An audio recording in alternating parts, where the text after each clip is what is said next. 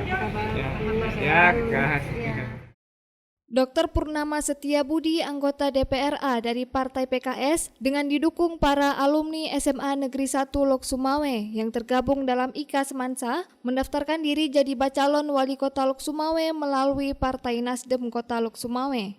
Pria kelahiran Lok Sumawe 5 Maret 1978 ini ingin berkontribusi terhadap kota kelahirannya, khususnya di bidang kesehatan yang dinilainya masuk ke dalam skala prioritas pembangunan ke depannya. Mengapa tidak? Hingga saat ini kota yang pernah berjuluk petrodolar ini belum mempunyai rumah sakit milik pemerintah yang representatif untuk melayani kesehatan masyarakat. Ditambah lagi dengan tingkat stunting anak masih tergolong tinggi. Padahal masa depan kota Sumawe dan Aceh serta negara ini ada di tangan mereka dan anak-anak sekarang termasuk penderita stunting.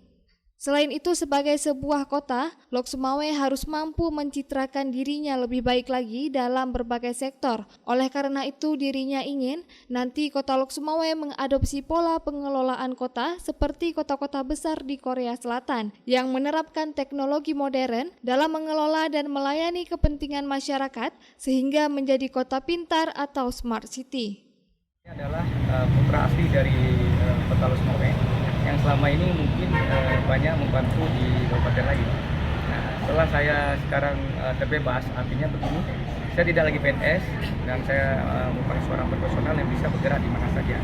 Nah, pada hari ini berniat ingin kembali ke rumah atau balik kampung ke Kota Lok Sumawe dengan niat untuk membantu melakukan perubahan-perubahan yang di Kota Lok Sumawe.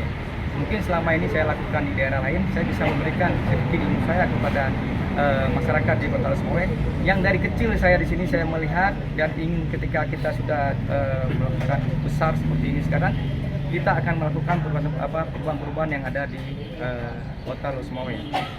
Salah satunya adalah pembangunan rumah sakit yang ada di Kota Lok Sumawe. Yang selama ini Lok Sumawe hanya tidak mempunyai sebuah rumah sakit yang sangat signifikan di sini. Yang ada rumah sakit swasta dan masyarakat kita berobat ke Cengmutia. Sangat layak, ya.